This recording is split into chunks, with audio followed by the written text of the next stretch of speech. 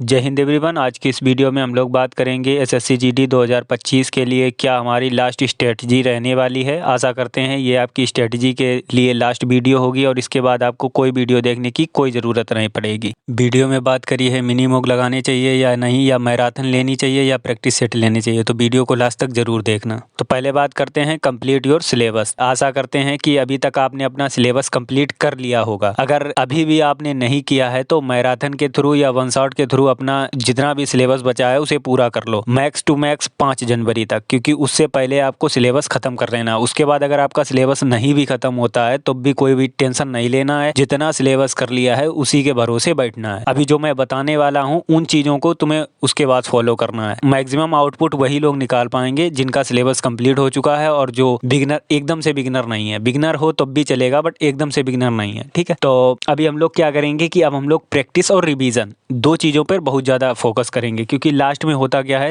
Last में आपका revision और प्रैक्टिस ही आपका साथ देता है। तो नंबर 1 बात करते हैं कि हम लोग प्रैक्टिस कहाँ से करेंगे। देखिए सब्जेक्ट है हम लोगों के 4, मैथ्स, रीजनिंग, जीएस और हिंदी। देखिए हिंदी अगर आप यूपी से हैं या हिंदी भाषी क्षेत्र से हैं तो आपकी हिंदी तो अच्छी होगी। फिर भी यदि आपकी हिंदी अच्छी नहीं है तो उसके लिए आपको क्या करना है, RWA की बुक ले सकते हैं हिंदी वाली। उसमें जितनी भी वोकैब लिखी है आपको डेली वही वोकैब पढ़ते रहना है। आपकी हिंदी बहुत अच्छी हो जाएगी, क्योंकि हिंदी में मोस्टली वोकैब का पार्ट पूछा जाता है, ठीक है। अब हम लोग बात करते हैं कि प्रैक्टिस के लिए दूसरी चीज क्या करनी है। देखिए RWA पे मिनी मॉक आते हैं, वो मिनी मॉक आपको देने ही हैं। डेली आपको मिनी मॉक देना है। जौन सा मिनी मॉक खुलता है वो देना है। जैसे रीजनिंग और मैथ का खुलता है तो रीजनिंग और मैथ दोनों का देना है। प्रॉपर उसके नोट्स भी, उसको एनालाइज भी करना है कि कौन से क्वेश्चन हमारे गलत हो रहे हैं, कौन से क्वेश्चन गलत नहीं हो रहे हैं। देखिए जो आपका स्ट्रॉन्ग पॉइंट है अब उस पर फोकस करना है, जो वीक पॉइंट है उस पर फोकस नहीं करना है। फिर प्रैक्टिस में दूसरी बात करते हैं, एक मॉक आपको डेली देना है, वो टेक्स्ट बुक से देना है, ठीक है। चाहो तो आप, अगर आपके PYQ बचे हैं तो आप PYQ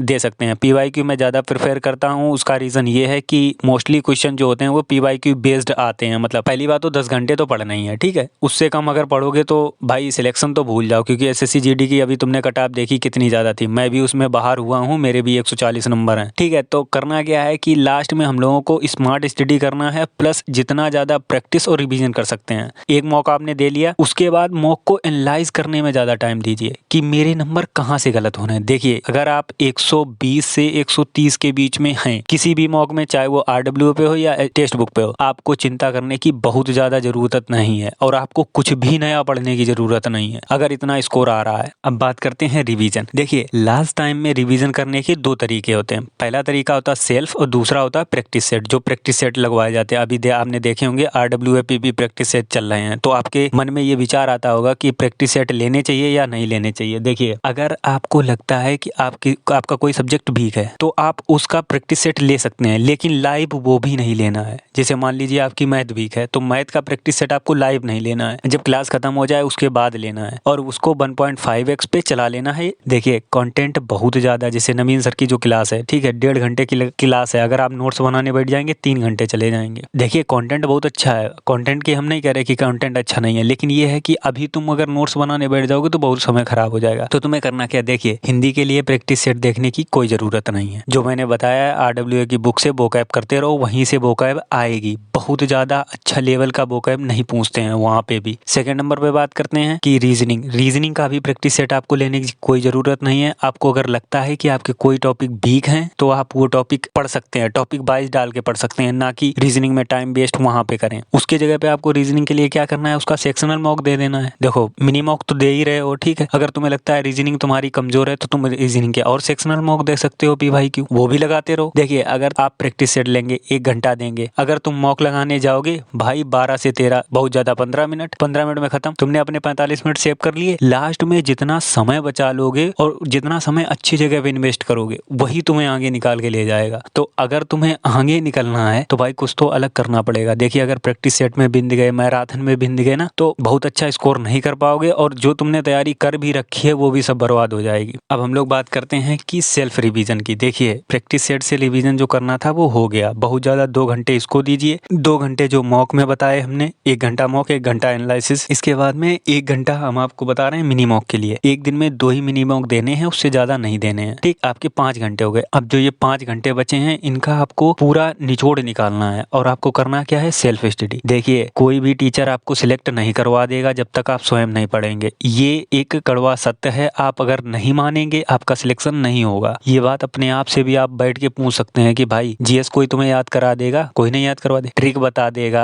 टेक्निक्स बता देगा याद करने की, लेकिन करना तो खुद ही पड़ेगा ना। तो खुद पढ़ना पड़ेगा और सेल्फ में जितना पढ़ सकते हो उतना पढ़ो और रिलेवेंट कंटेंट पढ़ो। जैसे जो भी तुमने नोट्स बनाए हैं वेल एंड गुड, उन्हीं नोट्स को रिवाइज करना है। अब लास्ट टाइम में एक बात बहुत अच्छे से ध्यान रखना, तुम्हें कोई भी सोर्स चेंज करने की जरूरत नहीं है। जो सोर्स तुम्हारे पास है वही सोर्स करो, मल्टीपल टाइम करो, जीएस मल्टीपल टाइम रिवीजन करो। जो भी तुम इस बचे हुए टाइम में तुम जितना समय अपना वीक सब्जेक्ट पे दे सकते हो। देखो 4 में से चारों तो तुम्हारे वीक नहीं होंगे, ये तो मान के चलो। अगर चारों वीक हैं तो तुम सिलेक्शन नहीं ले पाओगे, ये भी कड़वा सत्य है। क्योंकि एसएससी जीडी जैसे एग्जाम में अगर तुम सोच रहे हो कि तुम 4 सब्जेक्ट और चारों के 4 कमजोर हैं और तुम जाके सिलेक्शन ले लो, भाई नहीं हो पाएगा। यूपी से और इधर राजस्थान बिहार यहाँ से तो बहुत मुश्किल पड़ेगा। मोस्टली फोकस करो जीएस के ऊपर। अब जीएस इसके लिए हमने एक वीडियो बना रखी है, वो भी आप देख सकते हैं कि जीएस में कहाँ से पढ़ना है, क्या पढ़ना है। बाकी वीडियो कैसी लगी कमेंट में जरूर बताना, और फ्यूचर में अगर कोई किसी टॉपिक पे वीडियो चाहिए तो वो भी कमेंट कर दो। देखिए, ये जो भी मैंने बताया है ये है आपका